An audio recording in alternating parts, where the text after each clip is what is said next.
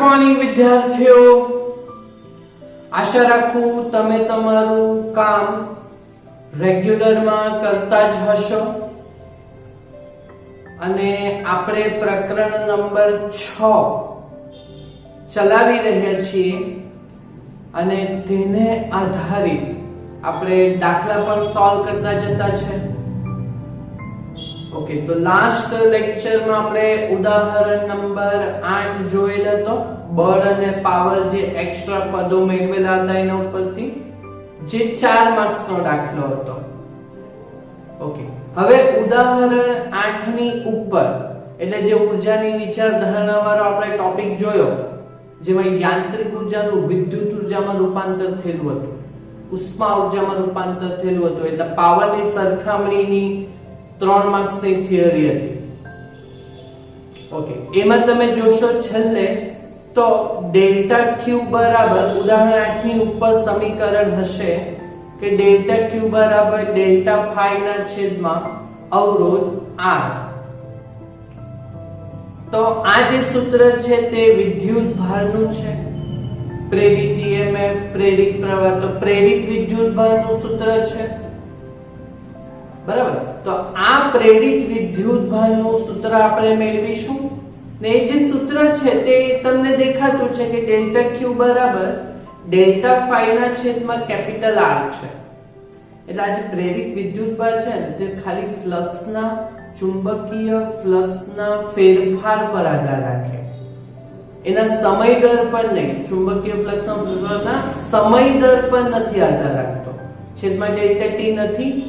Okay, તો આ વસ્તુને આપણે 3-4 લાઈનમાં સાબિત કરીશું એટલે 2 માર્ક્સની આપણી થિયરી બનશે. તો વાહકમાં પ્રેરિત થતા વિદ્યુતભારનું સૂત્ર મેળવવાનું છે. ઓકે, તો એ આપણે કરીશું આપણા ફેરેડેના નિયમથી જ કરીશું. ઓકે, તો આપણા વિદ્યુત ચુંબકીય પ્રેરણ માટે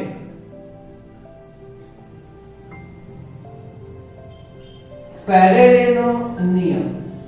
ઓકે, તો વિદ્યુત ચુંબકીય પ્રેરણ માટે ફેરેડેનો નિયમ શું કહે કે પ્રેરિત થતું જે EMF છે, ઓકે, તે ફ્લક્સના ફેરફારના દર ઉપર આધાર રાખે, એટલે માઈનસ ઓફ ડેલ્ટા ફાઈ ના છેદમાં ડેલ્ટા ટી ફ્લક્સમાં થતા ફેરફારનો દર. ઓકે, હવે આપણે આમાં પ્રેરિત વિદ્યુત ભારનું સૂત્ર લાવવાનું છે. એટલે એનેથી આપણે શું કરશું, આ જે EMF છે વોલ્ટેજ ને એટલે ઓહમનો નિયમ લગાડીશું.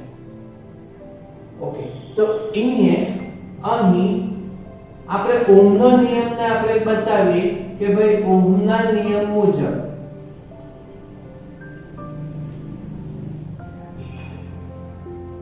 ઓહમના નિયમ મુજબ. ઓકે, તો એ ઓહમનો નિયમ શું કે જે પ્રેરિત થતું EMF વોલ્ટેજ હોય તે અહીંયા I into R જે કેપિટલ R અવરોધ છે. બરાબર. ઓકે, પણ આપણે એને જો પ્રેરિત વિદ્યુત ભારનું સૂત્ર લાવવાનું છે. તો આ પ્રવાહના સૂત્રમાં આવે ને વિદ્યુત ભાર Q, તો પ્રવાહની વ્યાખ્યા શું આવે? I બરાબર Q/T. ને સૂક્ષ્મ ગાળા માટે આ I બરાબર શું આવે? ડેલ્ટા Q ના છેદમાં ડેલ્ટા T into R. આપણે ભણેલા છે પ્રકરણ 3 માં પહેલો લેક્ચર. ઓકે, તો આ વસ્તુ આપણે ઓહમના નિયમને અહીં ડાબી બાજુ મૂકો. ઓકે, તો અહીંયા શું થશે? અહીંયા એટલે ડેલ્ટા Q ના છેદમાં delta T into R is equal to minus of delta phi ના છેદમાં delta T. બરાબર. ઓકે, તો અહીંયા જો બંનેના છેદમાં ડેલ્ટા T છે તે કેન્સલ થઈ જશે. ઓકે, તો આ અહીંયાથી પ્રેરિત વિદ્યુત ભારનું સૂત્ર શું બનશે? માટે પ્રેરિત વિદ્યુત ભાર એટલે આપણે ડેલ્ટા Q નું સૂત્ર બનાવવાનું હતું. તો ડેલ્ટા Q બરાબર શું સૂત્ર બનશે? ડેલ્ટા Q બરાબર તો R છેદમાં આવી જશે એટલે માઈનસ ઓફ ડેલ્ટા ફાઈ ના છેદમાં ડેલ્ટા R. તો આ પ્રેરિત થતા વિદ્યુતભારનું સૂત્ર થઈ ગયું. ઓકે, ને આ જો આ પ્રેરિત થતો જે વિદ્યુતભાર છે તે કોના પર આધાર રાખતો છે? ચુંબકીય ફ્લક્સના ફેરફાર પર આધાર રાખતો છે. છેદમાં ડેલ્ટા ટી નથી એટલે એના દર ઉપર આધાર રાખતો નથી. એટલે આથી પ્રેરિત વિદ્યુતભાર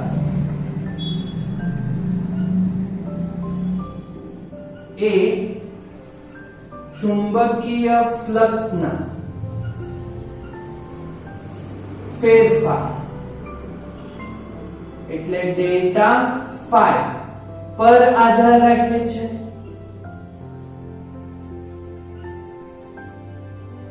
એ એના ફેરફારના દર એટલે delta phi by delta t પર આધાર રાખતો નથી. જો ચુંબકીય ફ્લક્સના ફેરફારના દર પર આધારિત નથી તો તે દર્શાવવાનું છે. તો છેદમાં ડેલ્ટા ટી નથી ને. ઓકે, તો એ વાક્ય લખી દેવાનું. તથા ચુંબકીય ફ્લક્સના ફેરફારના દર ને ચુંબકીય ફ્લક્સના ફેરફારનો દર એટલે ડેલ્ટા ફાઈ ના છેદમાં ડેલ્ટા ટી પર આધાર રાખતો નથી. બોલો, સમજ પડી કે આ 2 માર્ક્સની થિયરી? ઓકે, ચોપડીમાં જે 2 લાઈનનું છે તો એને આપણે આખું થિયરીના સંદર્ભે સાબિત કરી નાખ્યું. ઓકે, હવે આપણે જોશું સ્વાધ્યાયનો ત્રીજો દાખલો જે ફેરેડેના નિયમથી જ થવાનો છે. અને એ જે સાધન છે અહીંયા તે સોલેનોઇડ માટે છે. બરાબર, તો અહીંયા સોલેનોઇડ માટેનું જે બી છે તે આપણે કામ કરશું. તો ભાઈ સોલેનોઇડ માટે અતિ લાંબા સોલેનોઇડ માટે ચાલો જે ડેટા આપેલા છે તે આપણે લખીએ. ચાલો, પહેલો ડેટા શું છે? 15 આંટા છે પણ પ્રતિ સેન્ટીમીટર છે. ખાલી આંટા આપેલા હોત તો કેપિટલ એન, પણ પ્રતિ લંબાઈ દીઠ થાય ભાઈ એટલે સ્મોલ એન ભણેલા છે ને આપણે સોલેનોઇડ. એટલે 15 આંટા પ્રતિ સેન્ટીમીટર. બોલો, ચાલે એવા આંટા પ્રતિ સેન્ટીમીટર? ચાલે કે નહીં ચાલે? બોલો, નહીં ચાલે ને. ઓકે, છેદમાં મીટરમાં ફેરવવા પડશે. ઓકે, તો 15 આંટા પ્રતિ મીટરમાં કરવાનું હોય તો સેન્ટીમીટર નું મીટરમાં એટલે 10⁻². ઓકે, એટલે છેદમાં સેન્ટીમીટર અને મીટર છેદમાં છે એટલે 10⁻² પણ છેદમાં આવશે. ઓકે, તો -2 ઉપર જશે તો +2 એટલે 15 ગુણ્યા 10⁻². આંટા પ્રતિ મીટર. ચાલો, આ પહેલો ડેટા થઈ ગયો. ઓકે, પછી બીજું શું છે? આ સોલેનોઇડમાં અંદર 2 સેન્ટીમીટરનો ક્ષેત્રફળ ધરાવતો એક નાનો ગાળો મૂકેલો છે. ક્ષેત્રફળ 2 સેન્ટીમીટરનો વર્ગ છે એટલે કેપિટલ A બરાબર 2 સેન્ટીમીટરનો વર્ગ. મીટર સ્ક્વેરમાં કરવા પડે. ઓકે, એટલે 2 ગુણ્યા સેન્ટીમીટરનું મીટર હોય તો 10⁻², સ્ક્વેર છે એટલે 10⁻² નો વર્ગ એટલે 10⁻4 મીટર સ્ક્વેર થશે. ઓકે, પછી આગળ વાંચો. એક નાનો ગાળો મૂકેલ છે. જો સોલેનોઇડમાં પ્રવાહ 0.1 સેકન્ડમાં 2 એમ્પિયર થી 4 એમ્પિયર થતો છે. બરાબર, તો અહીંયા શું કરશું આપણે? સમયગાળો આપેલો છે ડેલ્ટા ટી. કેટલો આપેલ છે? 0.1 સેકન્ડ. એમાં પ્રવાહમાં ફેરફાર 2 એમ્પિયર થી 4 એમ્પિયર એટલે I1 બરાબર 2 એમ્પિયર અને I2 બરાબર 4 એમ્પિયર. તો જો આટલો થાય તો પછી તમારે શોધવાનું છે આ ગાળામાં પ્રેરિત EMF. બરાબર, તો એ જે વસ્તુ આપણે શોધીશું તે ગાળામાં પ્રેરિત EMF એ ફ્લક્સમાં થતો ફેરફાર ફેરેડેના નિયમથી કરીશું. ઓકે, તો હવે આપણે અહીંયા સવાલ કરીએ કે ગાળામાં પ્રેરિત EMF માટે ફેરેડે ના નિયમ મુજબ. ઓકે, તો ભાઈ ફેરેડે નો નિયમ શું કે ગાળામાં પ્રેરિત EMF E બરાબર માઈનસ ઓફ ડેલ્ટા ફાઈ ના છેદમાં ડેલ્ટા ટી. માઈનસ લેવું હોય તો લેવાનું, નહીં લેવાનું હોય તો કઈ. બરાબર, તો આ પ્રેરિત થતું EMF છે E બરાબર. ઓકે, તો પ્રેરિત થતું EMF E બરાબર છેદમાં ડેલ્ટા ટી, તો એમ જ રાખવાનું છે. ઓકે, ને બાકીના બધા ડેટાને આપણે આ પ્રમાણે લઈ જવાના છે. ચાલો, એટલે ફ્લક્સ માં થતો ફેરફાર એટલે 52 -51 ના છેદમાં ડેલ્ટા ટી. ઓકે, ચાલો, ફ્લક્સ નું સૂત્ર બા cos થીટા. અહીંયા થીટા નું મેન્શન તો છે નહીં. ઓકે, તો અહીંયા ફ્લક્સ જે છે તે બા આવશે, બા. પણ અહીંયા જોઈ લો, ક્ષેત્રફળ તો અચળ છે અને પ્રવાહ બદલાયેલો છે એટલે ચુંબકીય ક્ષેત્ર બદલાશે. એટલે ફ્લક્સ ફાઈ બરાબર બા, તો B2A B1A ના છેદમાં ડેલ્ટા ટી. બરાબર, ચાલો હવે અહીંયાથી કોમન લેવું તો EMF E બરાબર કેપિટલ A કોમન, તો કૌંસની અંદર શું આવશે? B2 B1 ના છેદમાં ડેલ્ટા ટી. જો ક્ષેત્રફળ આપેલું છે. હવે આ જે ચુંબકીય ક્ષેત્ર B છે તે કયા સાધન માટે છે? સોલેનોઇડ. તો ભાઈ ચોથા ચેપ્ટરમાં આપણે સોલેનોઇડની થિયરી જોઈ. સોલેનોઇડ થી ઉદ્ભવતું ચુંબકીય ક્ષેત્ર સ્મોલ n વાળું શું હતું? એટલે હવે સોલેનોઇડ થી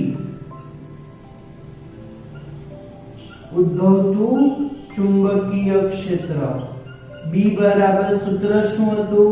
μ0 સ્મોલ ni. બરાબર, ચાલો, તો આ વસ્તુ આની અંદર લેવું એટલે માટે EMF E બરાબર AM જ. ઓકે, પહેલા B2 પ્રવાહ I1 I2 બદલાયેલો છે. ઓકે, એટલે μ0 સ્મોલ n. પહેલા I2 minus μ0 small n I1 ના છેદમાં ડેલ્ટા ટી. ઓકે, ચાલો, હવે પાછું કોમન લો એટલે પ્રેરિત થતું એ μ0 n બહાર લઈ લો. એટલે μ0 સ્મોલ n A બહાર આવશે.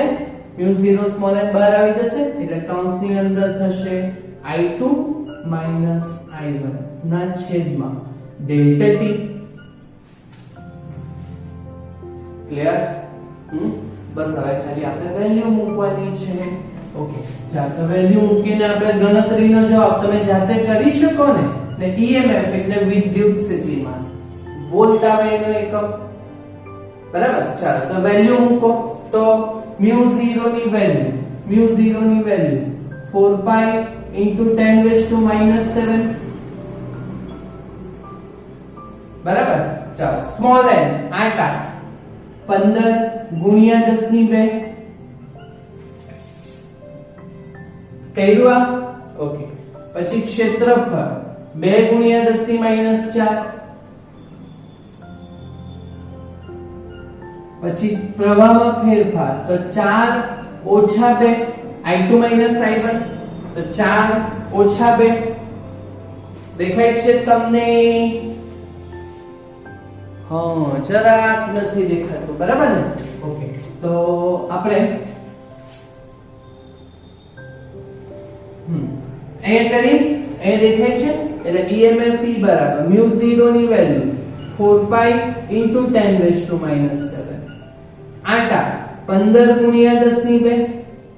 ક્ષેત્રફળ 2 ગુણ્યા 10⁻⁴. અને પ્રવાહમાં ફેરફાર 4 ઓછા 2 અને છેદમાં 0.1. ક્લિયર? ઓકે, તો બોલજો હવે આપણે અહીંયા ખાલી જસ્ટ જવાબ જ લાવવાનો છે. તો પહેલા ઘાતાંકનું કરીએ. હા, ચાલો, તો પહેલા ઘાતાંકનું કરીએ તો EMF E બરાબર, ચાલ, ઘાતાંક 10⁻⁷ વત્તા 2 -5 -4 કેટલા આવશે? 10⁻⁹. અને કેલ્સીમાં હવે બધાની ગણતરી જ કરી દેવાની છે, બરાબર. ચાલો તો કેલ્સીમાં પહેલું 4 પાઈ એટલે 4 ગુણ્યા 3.14 એટલે 12.56 ગુણ્યા 15 ગુણ્યા 2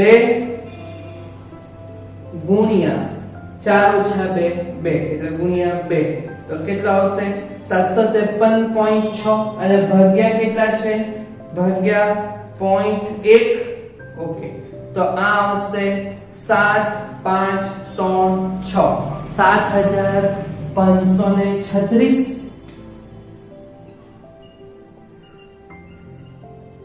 આટલા EMF એટલે વોલ્ટ આવે તેનો એકમ. ઓકે તો સ્ટાન્ડર્ડ ફોર્મમાં જે આવે તે જવાબ આપણો સ્ટાન્ડર્ડ ફોર્મમાં કેટલો જવાબ આવે અહીંયા છે ને પોઈન્ટ. ઓકે 1 2 3 એટલે 7.53 કે 54 તમે જે લખો તે અને 10 ની આપણે 3 વાર આવ્યા ને તો +3 -9 +3 -6 આટલા વોલ્ટ. તો આ પ્રેરિત થતું EMF નું સૂત્ર થશે ફેરેડેના નિયમથી કર્યું. બોલો આવડશે તમને આ દાખલો 3 માર્ક્સમાં પૂછી શકાય અને આ જે થિયરી છે તે 2 માર્ક્સ માટે છે. ઓકે થશે તમારાથી. તો આટલું કામ તમે પૂરું કરજો અને જાતે કરજો આ દાખલાઓને થિયરી અને આગળનું કામ તે આપણે નેક્સ્ટ લેક્ચરમાં વધારીશું. Right. Thank you very much.